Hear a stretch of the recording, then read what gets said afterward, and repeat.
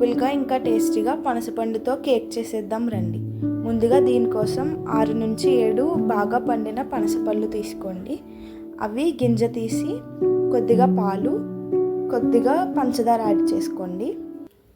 పంచదార తక్కువ యాడ్ చేసుకుంటే సరిపోతుందండి. దీన్ని బాగా బ్లెండ్ చేసుకోండి.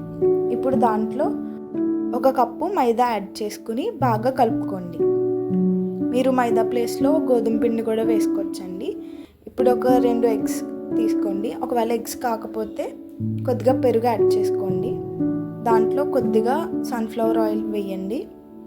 కొద్దిగా బేకింగ్ పౌడర్ కానీ ఈనో కానీ యాడ్ చేసుకుని బాగా బ్లెండ్ చేసుకోండి. ఉండలేమీ లేకుండా థిక్ కన్సిస్టెన్సీ వచ్చేలాగా బ్లెండ్ చేసుకోండి. ఇప్పుడు ఒక గిన్నె తీసుకుని దాంట్లో కొద్దిగా నూనె కానీ నెయ్యి కానీ అప్లై చేసి ఒక పేపర్ వేసుకుని దాంట్లో కేక్ బ్యాటర్ వేసుకోండి. ఇప్పుడు స్టవ్ పైన ఒక ప్యాన్ పెట్టి దానిపైన ఒక కడాయి పెట్టి దాంట్లో కేక్ బ్యాటర్ పెట్టి ఒక 20 మినిట్స్ పాటు కుక్ చేసుకోండి. అంతే అండి, పనసపండుతో కేక్ రెడీ అయిపోయింది. Thanks for watching and subscribe.